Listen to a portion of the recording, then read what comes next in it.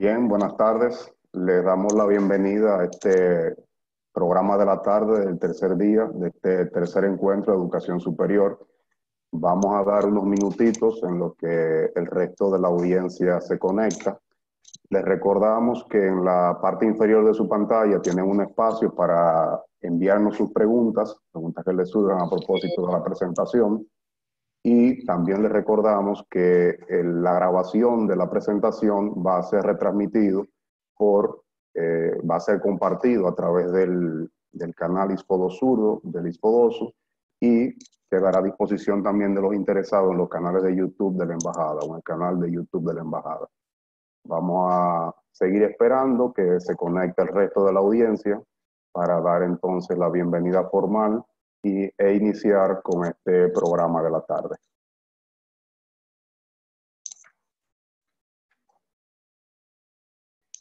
Bueno, bien, tenemos suficiente público conectado. Formalmente le saludamos y le damos la bienvenida a este programa de la tarde, como repetí hace un momento, a este tercer encuentro de educación superior. En este espacio vamos a tratar el tema, el Marco Nacional de Cualificaciones y su impacto en la educación técnico superior de la República Dominicana. Actualmente se encuentra en el Congreso de la República una propuesta de Marco Nacional de Cualificación en espera de conocimiento y aprobación. La aprobación de este marco tendrá importante impacto en el sistema educativo dominicano en su conjunto y en el contexto de este tercer encuentro de educación superior dedicado a la educación técnica y a la experiencia de los community colleges en Estados Unidos. Nos interesa conocer el impacto que tendrá este marco en la educación técnica superior de nuestro país.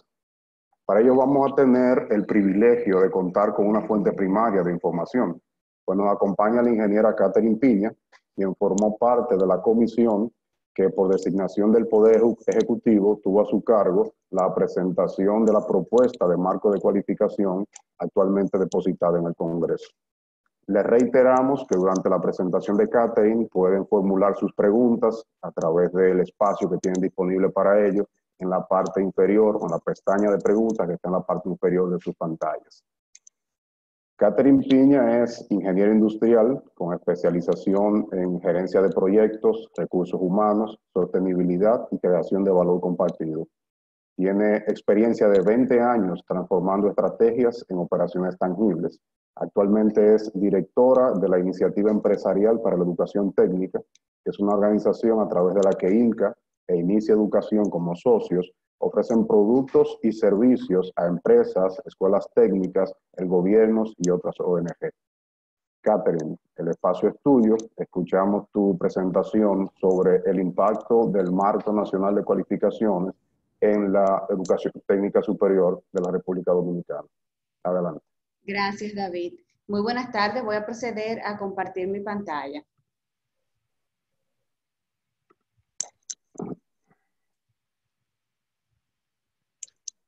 Pues para mí es un placer estar hoy aquí con ustedes. Agradezco la invitación del Ispodosu en la persona de don Julio Sánchez y de la Embajada Americana en la persona de Joshua de la Cruz. Y para mí representar al equipo que trabajó durante unos 3 años en lo que es lo que finalmente es la propuesta de ley de Marco Nacional de Cualificaciones es realmente un honor. Yo quiero agradecer pues o aclarar que yo solo estoy representando el trabajo de muchas instituciones y personas que han podido hacer una realidad lo que ahora es esta propuesta de ley. Me gustaría comenzar presentando un poco o explicando un poco qué es nuestro Marco Nacional de Cualificaciones, antes de expresar por lo que entiendo que genera beneficios especiales para el nivel técnico superior. Nuestro Marco Nacional de Cualificaciones es como si nosotros diseñamos una gran estantería donde colocar todos los títulos y certificados que se emiten en los diferentes sistemas de educación y formación del país. Esa imagen que yo les presento, que fue también producto del equipo de trabajo detrás del marco, trata de reflejar cómo nosotros ordenamos esa estantería y cuántos niveles tiene nuestro marco. Si vemos de izquierda a derecha, o sea, en dirección de las manecillas del reloj, vemos números del 1 al 8. Esos son los niveles que diseñamos para el Marco Nacional de Cualificaciones de la República Dominicana. Y en las radial, naranja, aqua y azul, vemos reflejados títulos que corresponden a un nivel educativo. En la franja naranja tenemos los títulos que se emiten en la educación general. Y entonces ahí vemos que la educación general emite títulos para los niveles del 1 al 3. Y así pues tenemos el certificado de nivel primario, que sería un título de nivel 1. En la franja aqua tenemos los títulos que emite formación técnico-profesional. Y vemos que formación técnico-profesional, que es la formación que regula el Infotep, emite títulos del 1 al 4. Por lo tanto, del 1 al 3 se comparten, los niveles se comparten entre títulos o certificados que emite la educación general y títulos o certificados que emite la formación técnico-profesional. Ya en el último radial, en el azul, empezamos con títulos en el nivel 5. Y ahí es donde empieza todo lo que es regulado por MESID, todo lo que es educación superior. El primer nivel en el que MESID tiene títulos que podrían ser sujetos del Marco Nacional de Cualificaciones es el nivel 5. O sea que todo lo que vamos a estar conversando hoy, pues se refiere a los títulos de técnico superior o de tecnólogo que dentro del Marco Nacional de Cualificaciones pueden ser colocados en el nivel 5 de nuestro marco. Entonces, mi mensaje, pues yo lo he querido redactar bastante sencillo y con 3 componentes. El mensaje que yo les traigo es que el Marco Nacional de Cualificaciones de la República Dominicana es una política pública que beneficia al nivel técnico superior, asegurando que la oferta conduzca primero a una ocupación, permitiendo la articulación entre los programas de técnico superior, las secundarias técnicas y las licenciaturas de ingeniería, y estableciendo unos requisitos de calidad que respondan a los requisitos de títulos de otros países. Entonces, esos son los tres elementos que yo quisiera, o sobre los cuales yo voy hoy pues a basar mi presentación, en que el nivel asegura títulos que conduzcan a una ocupación, en que permite articulación entre sistemas de educación e información y entre diferentes niveles, y en que establece unos requisitos que permiten movilidad, por decir así, a las personas, laboral o movilidad educativa. Entonces, el primero de esos mensajes es que un título de técnico superior en el Marco Nacional de Cualificaciones debe garantizar una formación que conduzca a una ocupación. ¿Y por qué? ¿Por qué debe hacerlo? Bueno, porque debe garantizar que la formación se ofrezca de acuerdo a necesidades del mercado laboral y del sector productivo. Y el gran porqué de eso es porque la educación técnica superior debe asegurar a sus egresados la empleabilidad. O sea, dentro de todo lo que es la oferta de educación superior, si hay unos títulos o si hay una oferta que por diseño está orientada hacia cubrir puestos del mercado de trabajo y no dejo fuera el emprendimiento, o sea, a subir espacios de trabajo en el sector productivo, es el nivel 5. Se supone que toda oferta de técnico superior pueda conducir a las personas que lo aportan hacia una ocupación. Entonces, el marco ha sido diseñado o ha sido, sus estándares han sido establecidos para ayudar a que eso sea, o para regular el que los programas puedan cumplir con este objetivo. ¿Cómo? ¿Cómo lo hacen? Lo primero que exige el marco de cualquier programa es que conduzca a un perfil profesional. Y este es un elemento relevante dentro del Marco Nacional de Cualificaciones. Los perfiles profesionales son el principal insumo de los programas de estudio. Y el marco le pide a un programa, cuando va a ser presentado por un nivel técnico superior, que vaya acompañado o que responda a un perfil profesional y establece los elementos con que deben ser descritos ese perfil profesional, aparte de establecer que el perfil profesional haya sido validado por los sectores económicos y productivos a los cuales ese perfil debe servir. Entonces, dentro de las normas detrás del marco, ¿verdad? Pues se establece que ese perfil profesional debe expresar la competencia general a la que conduce ese perfil, el entorno profesional en el que ese perfil pues, se desempeña, se desarrolla, las competencias y los resultados de aprendizaje. Los resultados de aprendizaje para mí son el elemento fundamental del Marco Nacional de Cualificaciones y son el gran cambio tal vez que se conduce o que se lleva a cabo en los programas de estudio y que habla mejor con el lenguaje del sector empleador.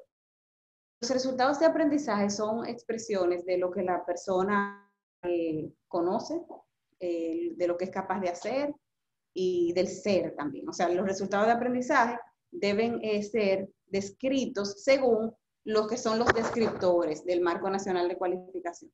El Marco Nacional de Cualificaciones dice que todos los resultados de aprendizaje deben describir para un perfil profesional los conocimientos relacionados a ese perfil y acorde a la ocupación, las destrezas, las habilidades conductuales y especificar en qué contexto de responsabilidad y autonomía esa persona fue capaz de asumir las responsabilidades relacionadas a ese perfil. Entonces, esos resultados de aprendizaje se construyen bajo expresiones que expresan es capaz de. Eso se parece mucho más a una descripción de puesto que lo que estábamos acostumbrados a ver en los programas anteriormente. Los resultados de aprendizaje, cuando se refieren a destrezas, por ejemplo, va a decir es capaz de desarrollar una página web, por decir así.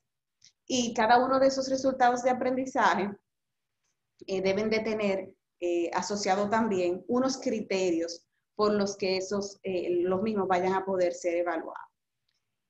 Eso es súper relevante, lo de los criterios de evaluación, porque cuando se describe un programa que vaya a poder ingresar al Marco Nacional de Cualificaciones, ese programa debe de estar redactado de tal forma que esté claro cuáles son qué se espera de las personas al finalizar el programa. Y esos criterios con los que es evaluado también son los mismos criterios que se podrían utilizar para fines de convalidaciones o de reconocimiento. O sea, que siempre que yo tengo claro es capaz de, yo puedo desarrollar mecanismos para evaluar eso es capaz de. Y eso pues permite o podría permitir que si yo evalúo a una persona, por ejemplo, que ha desarrollado su conocimiento a través de la experiencia, si yo desarrollo unas evaluaciones que me permitan medirlo, pues me permitirían reconocerle como completados ciertos resultados de aprendizaje y que solo pues tenga que completar aquellos que le faltan.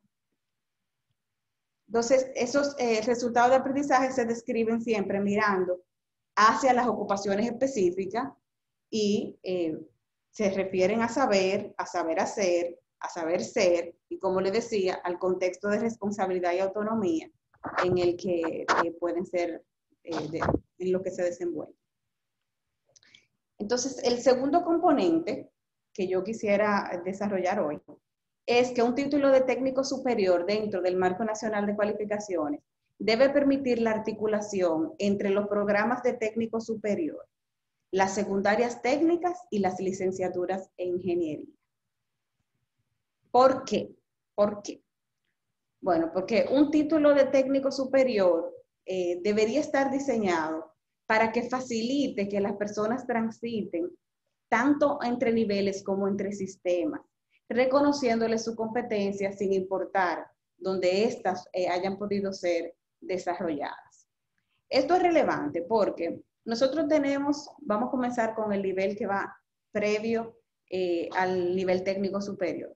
El nivel técnico superior podría estar recibiendo jóvenes bachilleres o podría estar recibiendo, por ejemplo, bachilleres técnicos. Si en nivel técnico superior se recibe técnico, y este bachiller técnico viene de una carrera relacionada a la carrera a la que se está inscribiendo el estudiante, por ejemplo, viene de mecánica diésel, o ahora se llama bachiller técnico en electromecánica de vehículos, y va a entrar al técnico superior de mecánica diésel, debería pasar que de un sistema a otro pudiese haber algún tipo de reconocimiento de aquello que conduzca a los mismos resultados de aprendizaje. Si nosotros logramos, sin violentar la autonomía de las universidades, porque en este sentido el marco propone mecanismos y pide que se transparenten los mecanismos, pero no hace una exigencia en términos de reconocimiento y convalidación. Entonces, para una institución de educación superior que pueda que tenga muy claro los resultados de aprendizaje a los que conduce y quiere establecer algún tipo de acuerdo con una institución o quiere tener también claro qué resultado de aprendizaje podría estar evaluando de un bachiller técnico, por ejemplo, graduado, como yo decía, de electromecánica de vehículos, el marco le permite hacer ese reconocimiento porque esos lenguajes en los que están escritos ambos programas son similares. Como el programa de bachiller técnico, aunque haya sido escrito bajo las regulaciones del Ministerio de Educación, y el que estamos hablando es un programa que ha sido escrito bajo las regulaciones de educación superior, ciencia y tecnología, dado que el marco propone estándares comunes, entonces permite que hablen un mismo lenguaje y se pueda transitar entre un nivel y otro con cierto nivel de reconocimiento. Lo mismo aplicaría, aunque siendo en el mismo sistema, lo mismo del tránsito aplicaría si ese mismo joven luego quiere cursar una ingeniería mecánica, aquellos resultados de aprendizaje que sean comunes, pues también pueden ser reconocidos. Ahí evitamos la trampa que hace el error de algunos países cuando han querido formalizar los associate degrees o los títulos de técnico superior, de querer presentar títulos solo cortados a la mitad y decir que a 2 años se conduce a un técnico superior. Eso no es así porque un técnico, el título, como decíamos anteriormente, debe conducir completamente hacia una ocupación. Debe haber sido validado que los resultados de aprendizaje del perfil al que conduce permiten que un individuo ejerza una ocupación. Entonces, si partimos un título de ingeniero a la mitad, es poco probable que estemos asegurando que conduce perfectamente alguna ocupación. Y, sin embargo, el hecho de poder analizar ya desde otra óptica, sabiendo que ambos títulos conducen a ocupación, pero identificando resultados de aprendizajes comunes, entonces sí podemos hablar del tránsito entre niveles. Como yo comentaba hace un rato, tenemos 25,000 jóvenes en Politécnico. La educación técnica es mucho más costosa para el país que un bachiller normal. Esos jóvenes deberían de ser incentivados para seguir en el sendero por el cual ellos iniciaron sus estudios cuando eligieron un bachillerato técnico. Y ahora que tantas universidades están promoviendo y sometiendo títulos de educación técnico superior, sería un buen momento para que en el ejercicio de redactar estos nuevos títulos puedan identificar los resultados de aprendizaje de esos títulos de bachilleres técnicos, que son 53 a nivel nacional, que son títulos que se están estrenando, que fueron hechos y validados por el sector empleador, que pudieran reconocer qué resultados de aprendizaje son comunes y bueno, y ahí decide los mecanismos para luego convalidarlo, por decir de alguna forma, los resultados de aprendizaje. Y digo así porque pudiera ser que decida que lo va a hacer, pero evaluando. O sea, que siempre va a evaluar el joven antes de reconocerle un resultado de aprendizaje específico. Cuando yo mencionaba que se trabaja o se la posibilidad de tránsito, hay un concepto que ha entrado a ordenar un poco también la oferta dentro del Marco Nacional de Cualificaciones y que es importante tener en cuenta, y es el de familias profesionales. La oferta ha estado históricamente en los diferentes sistemas. Recuerden que yo digo sistemas cuando me refiero a lo que regula por un lado MINER, regula por otro lado MISIP, por otro Infotep. Esos tres sistemas expresaban la oferta, la ordenaban de manera distinta. Entonces, el marco propone una única forma, que es de familias profesionales, para que cuando uno habla de un sendero de carrera entre un título y otro, se refiere, bueno, siempre se refiere a carreras que van en la misma familia profesional, que tienen algo en común. Y ese es el criterio con el cual se han creado las familias, con puntos en común desde el punto de vista ocupacional, que luego puede ser traspasado en los procesos más académicos. Entonces, el equivalente a las familias profesionales, ahora que estamos hablando de los community colleges de Estados Unidos, serían los career clusters. En Estados Unidos tienen 16 career clusters, nosotros pues 21 familias profesionales, pero el criterio es, es similar.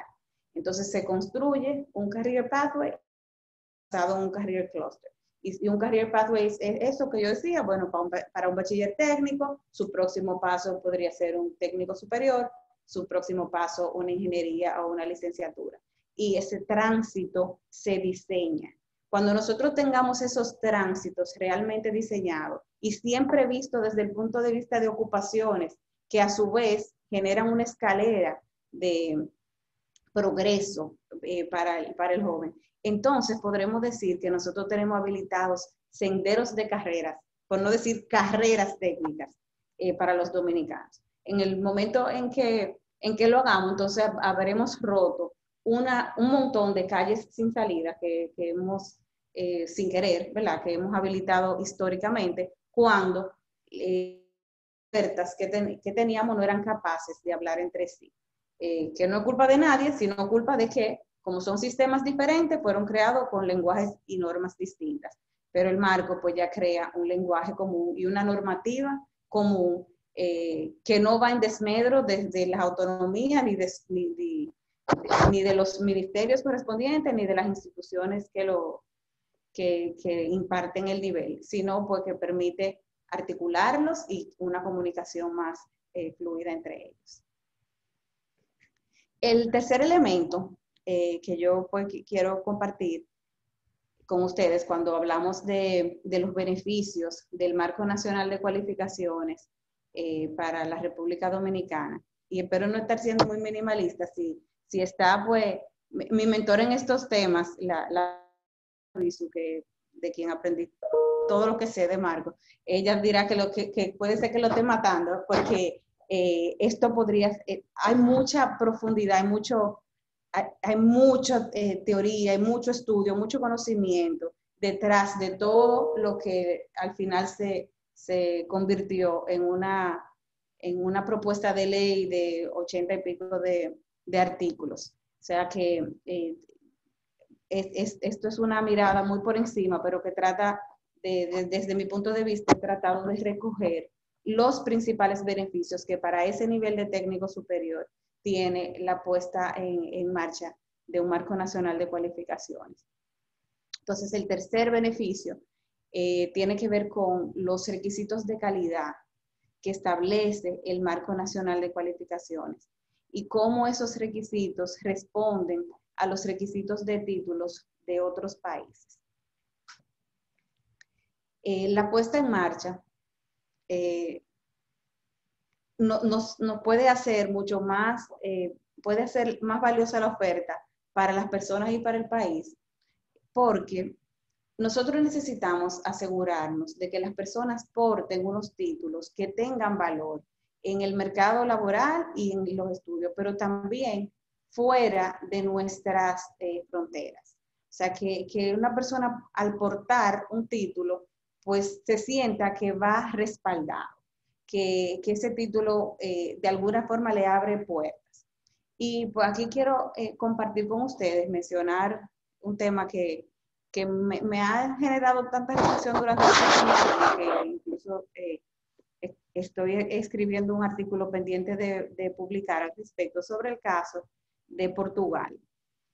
Que nosotros en el equipo que estaba trabajando el diseño del marco, hicimos un recorrido por diferentes países para ver casos de marco nacional de cualificación y cómo se habían construido y cuál había sido su experiencia.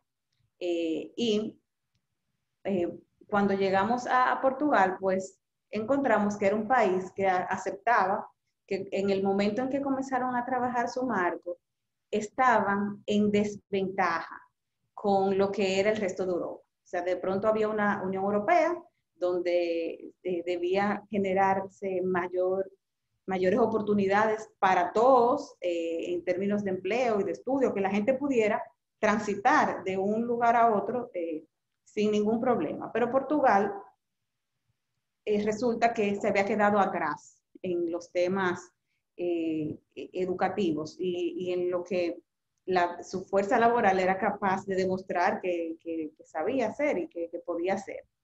Entonces su estrategia fue como, yo diría, como bastante humilde y sencilla, y fue reconocer eso y empezar un operativo de inventariar las competencias de las personas y de certificar esas competencias.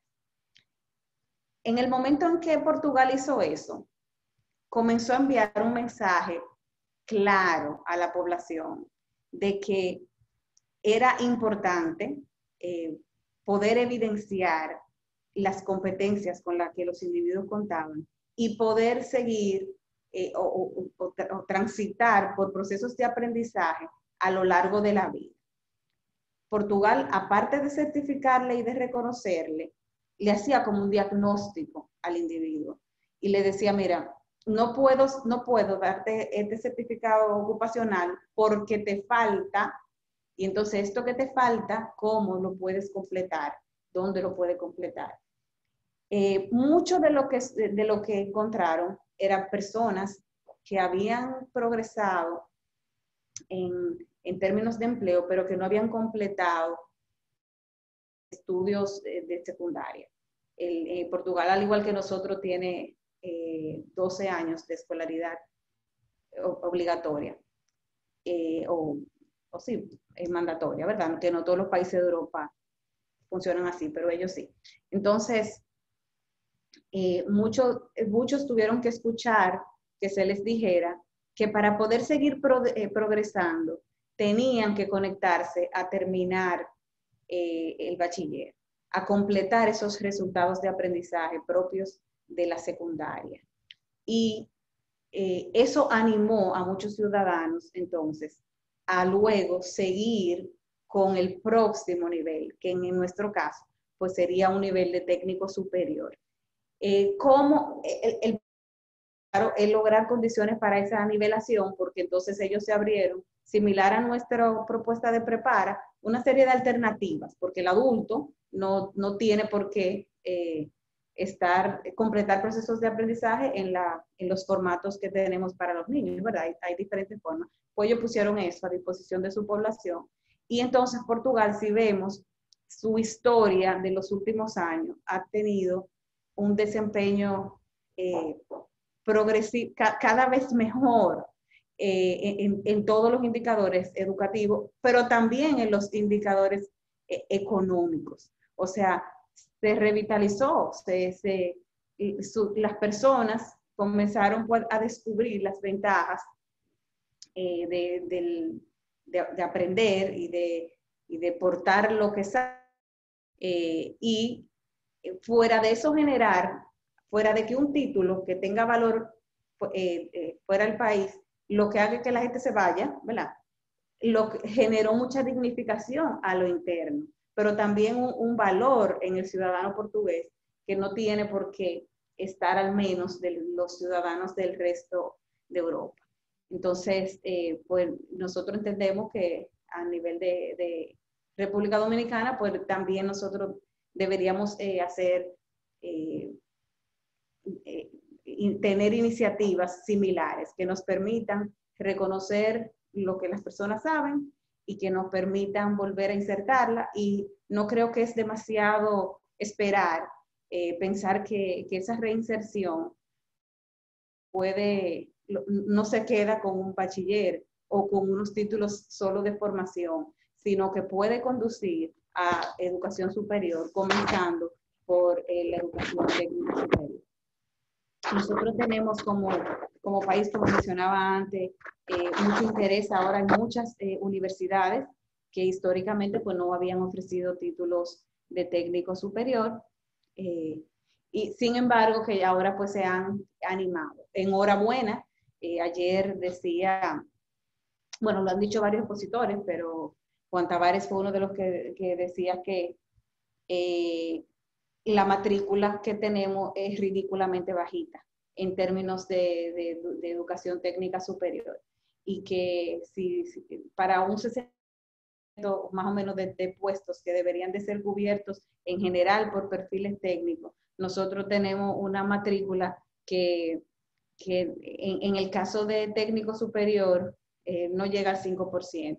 Entonces estamos muy por debajo. Necesitamos empujarlo, pero necesitamos empujarlo sin caer en el error de generar así caminos sin salida. Así como vi experiencia o nosotros vimos experiencias muy positivas del nivel de técnico superior, también hay países que no han logrado resolver que sus títulos de técnico superior no sean más que una porción de un título de grado, y eso no nos lo debemos permitir.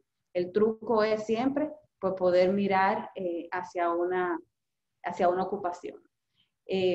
Algo más antes de comentar era sobre la importancia que nosotros, cuando estemos recorriendo, a nivel país se están haciendo unos esfuerzos de recorrer las familias ocupacionales. Se hicieron 3 pilotos, 2 pilotos el año pasado, y se están ahora poniendo en marcha 3 pilotos para las familias de agropecuaria,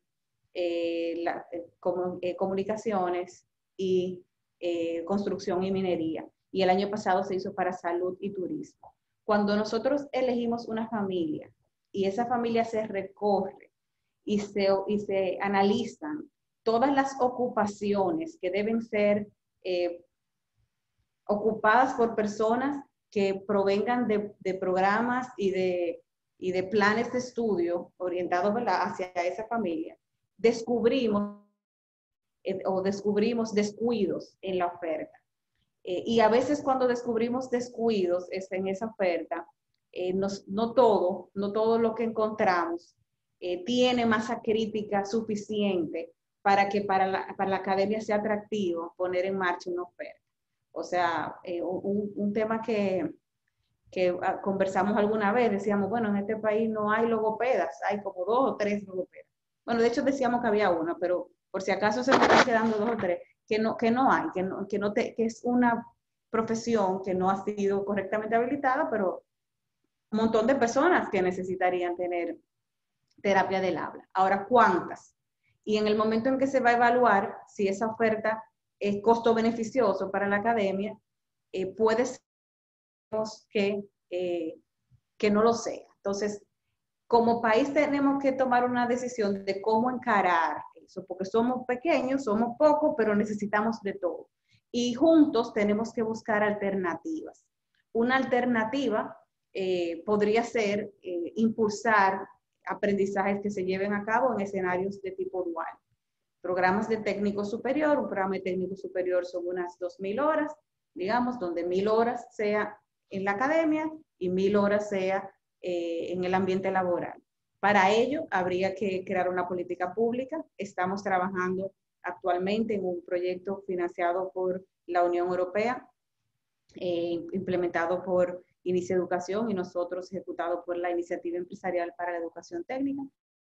Estamos pues en la evaluación primero de las alternativas que habría para poner en marcha un modelo de educación técnica superior que pueda ser implementado en un formato dual. Esa no es la única alternativa, tenemos que buscar más alternativas, otras formas aprovechando la ley de alianza público-privado, de cubrir los costos de la educación técnica superior, que una educación técnica superior de calidad no es barata. Ayer hablaban y veíamos las fotos de los talleres, de los equipamientos de los community colleges y definitivamente hay mucho apoyo del gobierno americano y mucho apoyo de las empresas. El señor Esteban hablaba de ese apoyo que tenemos que dar desde las empresas. Entonces, esta conversación la tenemos que tener entre todos en la sociedad para identificar cómo esos perfiles ocupacionales para los que no tenemos oferta y en los que la academia no puede sencillamente lanzarlos esperando a que se cubran los gastos de masas críticas muy bajitas, debemos hablarlo antes, cómo lo cubrimos entre todos, cómo trabajamos de esos programas de tal forma que no nos quedemos sin las personas en las ocupaciones profesionalizadas, por decir así, porque no hayamos encontrado ecuaciones de hacer las cosas de forma diferente. Entonces, pues, hasta aquí mi presentación. Muchísimas gracias por su atención y de verdad que espero que en cada uno de sus instituciones del efecto del Marco Nacional de Cualificaciones en el nivel técnico superior. Gracias. Bueno, muchas gracias, Catherine, por compartirnos tu conocimiento y tu experiencia y tus valoraciones sobre lo que tú entiendes que el impacto que tendrá el Marco Nacional de Cualificaciones en la educación técnico superior de República Dominicana. Nos quedamos con 3 ideas fuerza, que son ideas clave de tu presentación. El hecho de que el marco va a acercar la formación técnica a las necesidades del mercado. Y esto es fundamental por la misión de la educación técnica, según tú señalabas. Su naturaleza es precisamente facilitar la empleabilidad, la inserción laboral. Pero este acercamiento también sabemos que va a tener otros efectos. Esta coherencia entre la formación técnica y las necesidades del mercado es seguro que va a tener un impacto positivo en el desarrollo económico del país. Otra idea fuerza importante que nos quedamos de la presentación de Catherine tiene que ver con el beneficio que traería el marco, y esta vez no solamente para la educación técnica, sino para la educación en general, de dar la posibilidad a las personas de pasar de un nivel a otro, permitiendo el reconocimiento de sus competencias, sea que la hayan desarrollado en contextos formales o que la hayan desarrollado en contextos informales, y esto es una novedad muy interesante.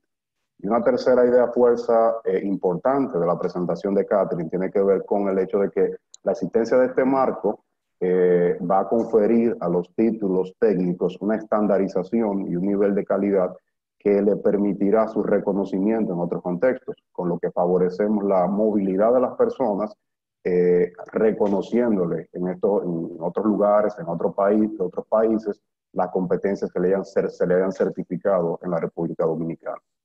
Ahora vamos a pasar a escuchar, Catherine, algunas de las preguntas de la audiencia. Tenemos muchas preguntas, parece que el tema ha generado mucho interés.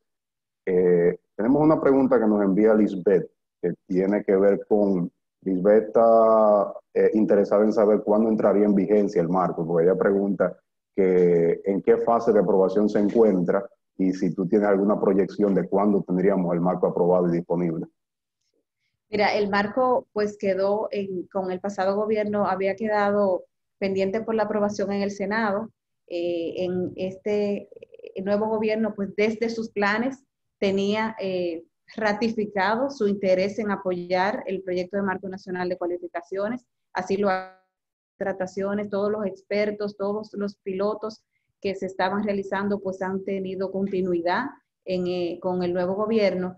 Y ahora mismo las nuevas autoridades, porque recuerden que el marco pues, conlleva un trabajo conjunto entre MINER, MESID, Infotep, ¿verdad? Y bajo la sombrilla del Ministerio de Presidencia, pues están analizando los componentes de la ley y se sienten suficientemente identificados con ella como hasta para atreverse a proponer ciertos cambios. O sea que entiendo que se le van a hacer algunos ajustes en los que ellos están validando a lo interno.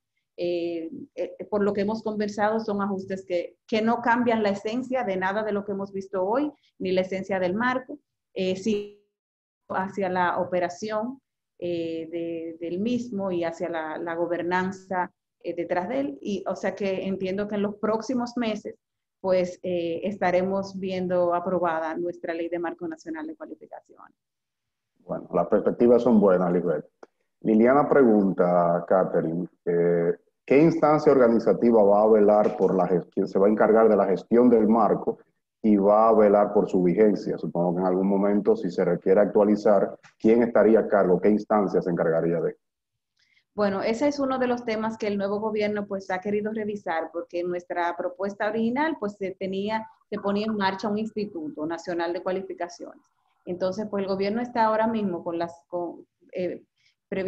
como evaluando cualquier adición de instituciones que se pueda hacer al aparato gubernamental y buscando alternativas para, sin poner en marcha una nueva institución, y sin deteriorar la gobernanza del marco, distribuir dentro de las instituciones existentes las responsabilidades. O sea que lo que sí es seguro es que habrá un consejo que está formado por el sector laboral, el sector educativo, representantes de tanto de educación como de formación y tanto de la regulación como de la oferta, serían parte de ese consejo, pero ya la modalidad, la forma en que se lleve a cabo la operación es parte de las sorpresas que yo entiendo que quiere darnos el nuevo gobierno en unas propuestas más novedosas a lo que teníamos pensado. Tenemos una pregunta de Ubaldo que está relacionada con la pregunta que hacía Liliana, que tiene que ver con ¿qué tú sabes? Si se prevé la existencia de un solo Centro Nacional de Cualificación, o él menciona la experiencia de otros países como México, que hay varios centros de cualificación. ¿Qué tú sabes sobre eso? Si hay una previsión en ese sentido.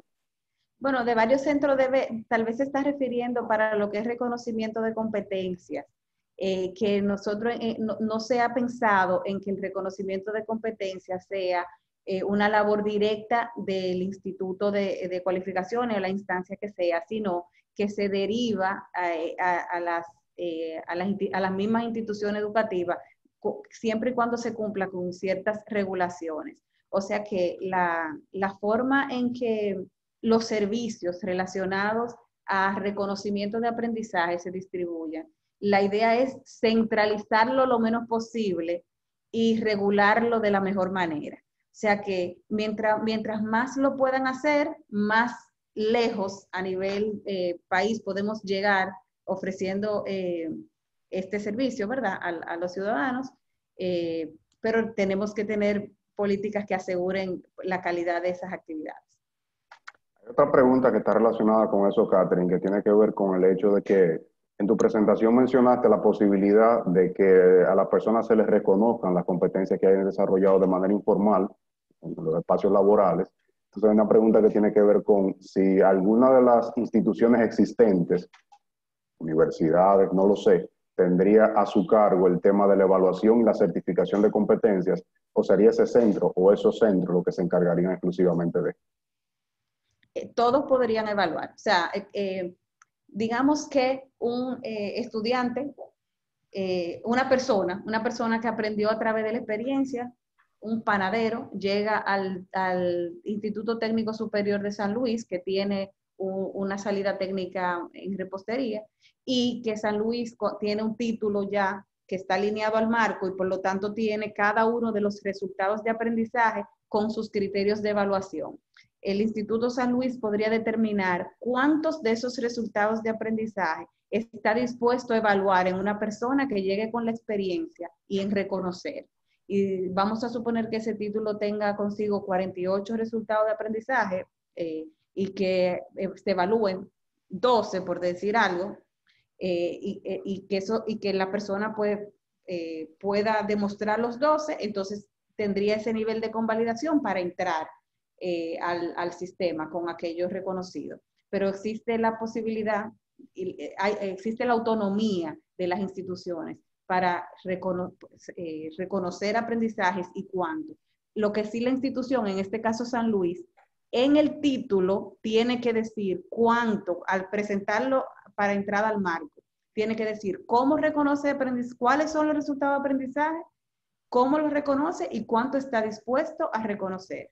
Y eso ser transparente para todos los ciudadanos. Ya. Tenemos una pregunta que tiene que ver, Catherine, con el tema de la vigencia o la gestión del marco, pero en el contexto de la educación privada. ¿Cómo conectar educación privada secundaria con educación técnica, marco nacional de cualificación y la continuidad de carrera? Es más o menos lo que interpreto de una pregunta que veo en el chat.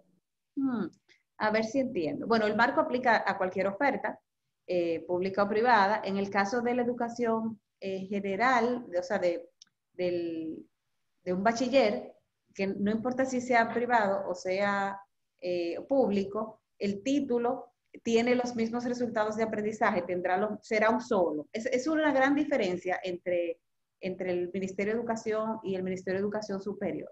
Un título de bachiller será un solo para el sistema, ¿verdad? Y no importa público o privado, lo puede implementar. Ahora, un título de medicina, cada institución tendrá que someterlo como una cualificación.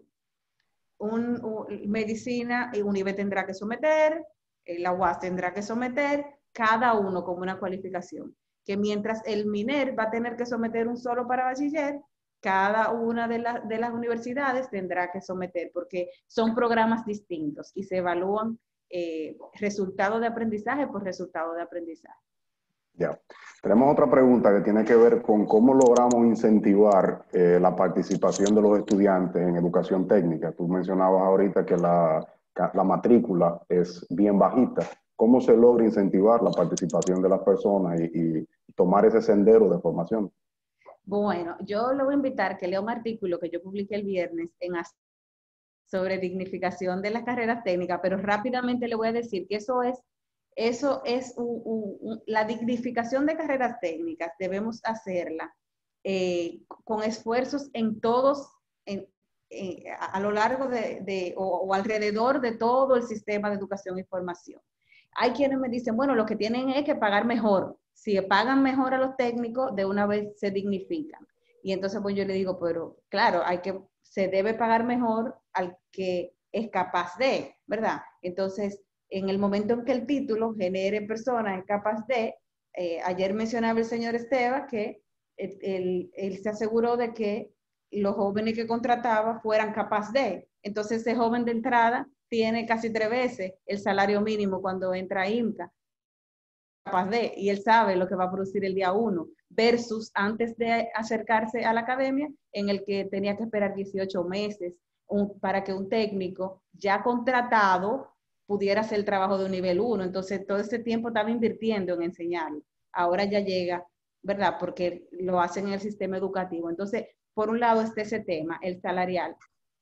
Por otro lado está el tema de que las gestiones de recursos humanos conozcan mejor las ocupaciones dentro de los puestos de trabajo de sus empresas, para que al describirlo lleven esa lógica. Es capaz de, y puedan encontrar en programas que no siempre son la licenciatura y la ingeniería, el mejor perfil para cubrirlo.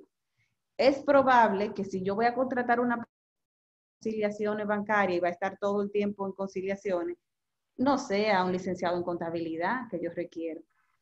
De hecho, es probable que me lo haga peor. O sea, debe haber un diálogo entre el sector educativo y el sector empleador y que ambos lados, pues, tratemos de hablar un lenguaje más orientado el uno al otro. O sea que la dignificación conlleva a muchos diferentes esfuerzos, a que haya más oferta, a que las estrategias pedagógicas, lo mencionó ayer el padre Chepe, estén orientadas a desarrollar es capaz de, porque no es lo mismo dar una clase de matemáticas queriendo que sepan el teorema de Pitágoras solamente o dar una clase de matemática esperando ciertos niveles de razonamiento. Un es capaz de diferente, una competencia diferente. Entonces, muchos esfuerzos tenemos que hacer para la dignificación, que al final es lo que va a traer a los muchachos. Los muchachos van donde hay empleo y son buenos y son bien pagados y son valorados. Ellos van. Entonces, es un sistema que tiene que funcionar y en el que todos somos partícipes. Ya. Waldo tiene otra pregunta que me parece interesante. Él percibe que el proceso para reconocer los resultados de aprendizaje es un poco cerrado. Entonces, coméntale sobre eso para aclarar que quizás no es un proceso tan cerrado como él lo está percibiendo, porque él dice que sería mejor someter a la persona a una evaluación para entender los resultados de aprendizaje y las competencias. No entiendo claramente a qué se refiere la pregunta, pero sí la percepción de que pudiera ser muy cerrado el proceso de convalidar o de reconocer. ¿Algún comentario sobre esto para ayudarnos a aclarar? Bueno, no sé si tal vez es que no estoy entendiendo, porque vuelvo y como que respondo lo mismo, de que de esa autonomía del mismo sistema educativo, de las mismas instituciones de educación superior. Si yo necesito, si yo voy a poder ser capaz de convalidar a un muchacho que dice que puede desarmar un motor, y ese es el resultado de aprendizaje, que es capaz de desarmar un motor, yo debo diseñar una evaluación donde él desarme un motor. ¿Ves? Entonces, yo como institución, yo podría, o sea, eso podría evolucionar de tal forma que hayan certificaciones que portadas por sí mismas, que tengan tanto valor en la industria, que la academia decida reconocerla. Él tomó el curso de desarmar un motor y no tiene que hacerle la evaluación y ponerlo a desarmar. Pero si quisiera decir, para garantizar la calidad de entrada de aquellos a los que le va a reconocer cierto aprendizaje para que entren en sus títulos, si quisiera decir que los va a evaluar, que los va a poner a desarmar un motor, que los va a poner a programar una página web, que los va a poner a hacer lo que dice el resultado de aprendizaje, está en la autonomía de diseñarlo así. No sé si volví y dije lo mismo, ¿eh?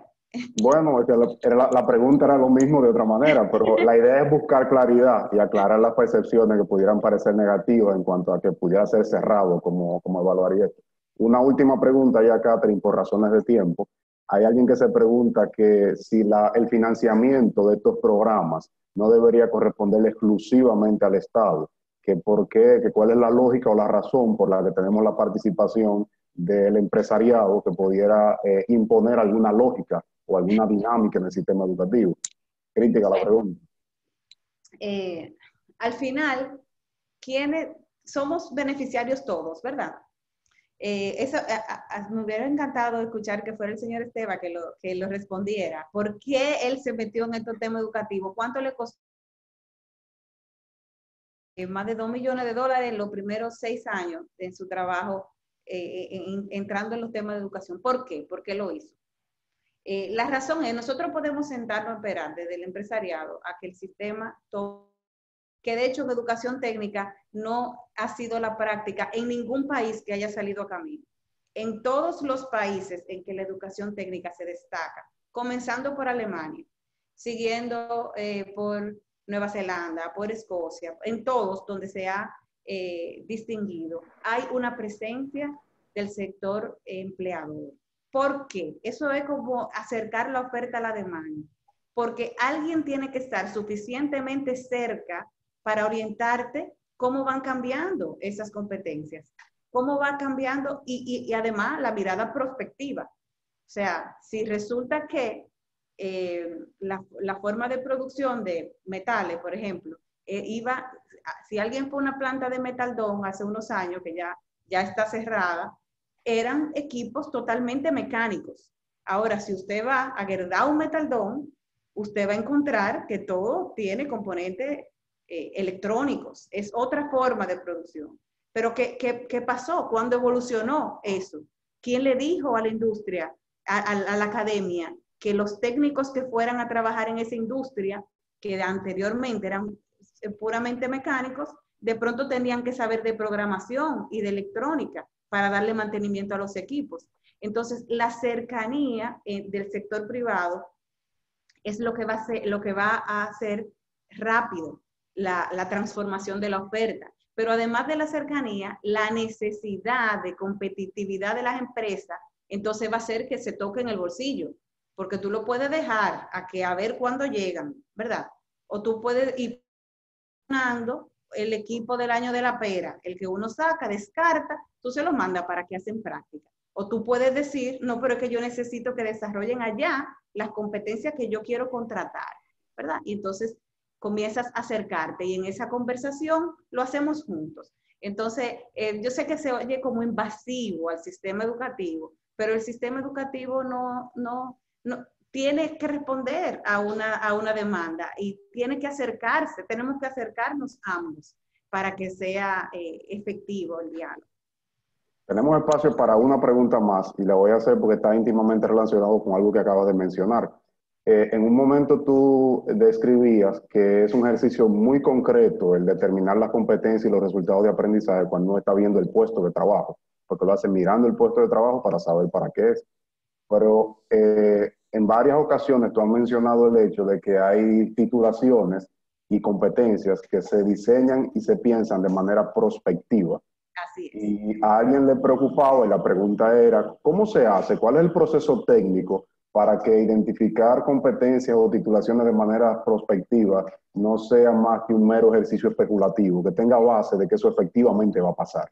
Sí, sí, eso es importantísimo no diseñar solo a las necesidades actuales, porque puede ser entonces que cuando se gradúe el muchacho ya resulta que cambió la tecnología. Hay que tener una mirada y por eso es que necesitamos sentar a personas que estén viendo hacia las estrategias dentro del ambiente productivo y que puedan ir visualizando cómo, hacia dónde se van moviendo las tecnologías, qué cosas se van automatizando, qué competencias hasta conductuales son cada vez más necesarias para ciertos puestos. O sea que esa actividad que se lleva a cabo de diferentes formas, a veces se hacen como investigaciones de mercado, se hacen entrevistas, se hacen talleres de trabajo, pero la idea es, lo importante no es el mecanismo, sino a quién uno trae a la mesa. Y tiene que ser personas que sean capaces de entender hacia dónde se dirigen las ocupaciones. También quiero aclarar que cuando uno diseña un programa de estudio, uno no ve hacia una ocupación. O sea, uno normalmente no habilita para una única ocupación, sino a una gama que más o menos se mueve, que por eso es la clasificación en familia, que más o menos se mueve dentro de un ámbito común. Pero no es como que se hace un programa para un único puesto, ¿verdad? Pero sí alimentado de puestos de trabajo.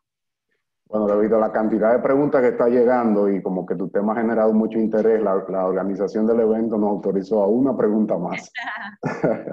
Esta pregunta tiene que ver con algo que mencionabas ahorita. Decía que para determinadas puestos de trabajo o titulaciones existe en el país muy poca demanda y quizás no es rentable para las universidades embarcarse en la oferta de ese programa. Y alguien se preguntaba si existe la posibilidad, ya que somos un país pequeño y el marco permitiría estandarizar y convalidar programas con otros países, si podemos coordinarnos para ofrecer de manera conjunta un programa aquí o un programa allá que pueda tener participantes de aquí y de allá para distribuirse en el ejercicio, de alguna manera distribuir la carga económica.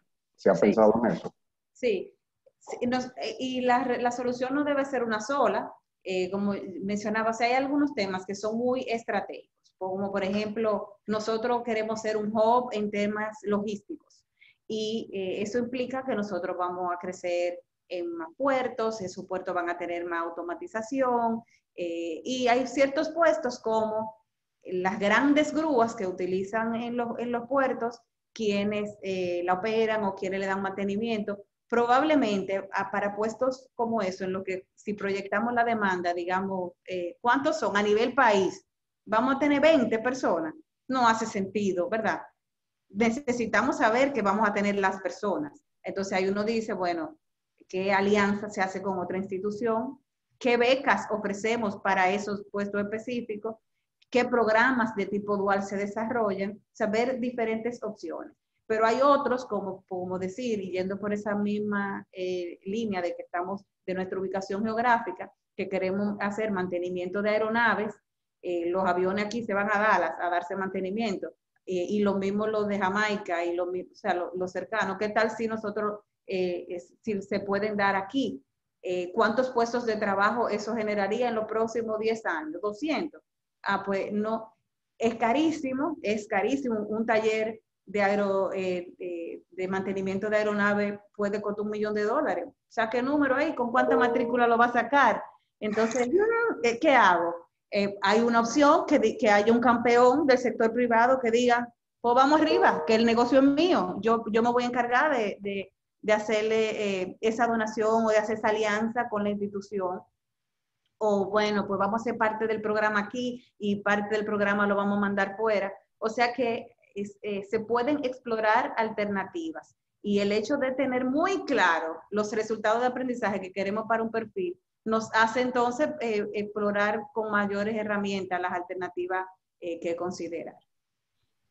Bueno, muchas gracias, Catherine, por tu presentación y por la respuesta a las preguntas, que resultó una sesión muy interesante.